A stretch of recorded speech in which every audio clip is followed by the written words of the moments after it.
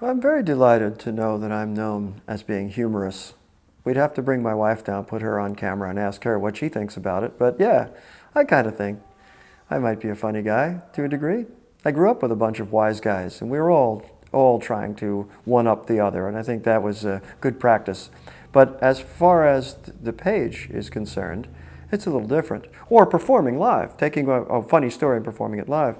Um, I think humor comes from, at least the humor that I'm working with, comes from a kind of skewed or absurd version of real events. We see the world in a very orthodox way, but of course it's not that way at all. We're just big apes wearing clothes to cover our genitals so we don't rape and murder each other every minute of every day, you know? And I think if you strip that veil back a little bit, it can be very funny. I never really thought much about meat. It was there in the supermarket in a plastic wrapper. It came between slices of bread with mayo and mustard and a dill pickle on the side. It sputtered and smoked on the grill till somebody flipped it over. And then it appeared on the plate, between the baked potato and the julienne carrots, neatly cross-hatched and floating in a puddle of red juice. Beef, mutton, pork, venison, dripping burgers and greasy ribs, it was all the same to me. Food, the body's fuel, something to savor a moment on the tongue before the digestive system went to work on it. Which is not to say I was totally unconscious of the deeper implications. Every once in a while I'd eat at home, a quartered chicken, a package of shake and bake, stovetop stuffing, and frozen peas. And as I hacked away at the stippled yellow skin and pink flesh of the sanitized bird, I'd wonder at the darkish bits of organ clinging to the ribs. What was that, liver? Kidney? But in the end, it didn't make me any less fond of Kentucky Fried or Chicken McNuggets. I saw those ads in the magazines, too, the ones that showed the veal calves penned up in their own waste, their limbs atrophied and their veins so pumped full of antibiotics they couldn't control their bowels. But when I took a date to Anna Maria's, I could never resist the veal scallopini.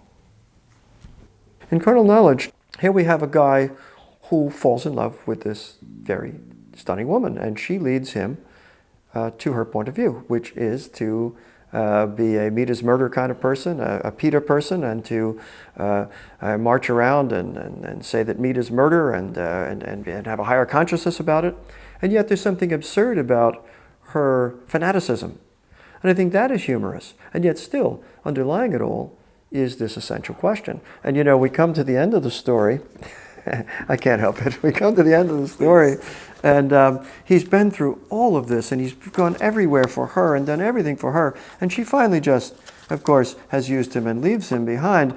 And so they've liberated the turkeys. But what happens to the turkeys is they blindly go out on the freeway, and they're all mashed to nothing by all the trucks going by. And so he's leaving, and he's stuck in this, kind of, the cops are everywhere, the traffic is backed up, and what's on the road? These smashed turkeys that he liberated. And so he's sitting there, stuck in traffic, and he sees gas, food, and lodging, you know, and he's seeing it there, and he decides to turn off, and he's hungry. So it took me a moment picturing the place, the generic tile, the false cheer of the lights, the odor of charred flesh hanging heavy on the air, Big Mac, 3-piece dark meat, carne asada, cheeseburger.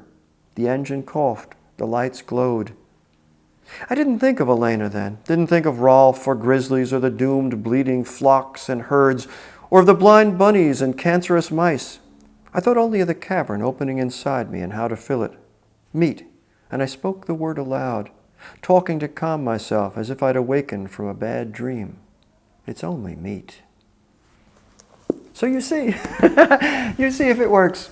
You get to take people on a ride where they haven't been before, to take some issue that you deeply believe in and that you want to discuss and discover on your own, and let the reader make up his or her own mind about what this means.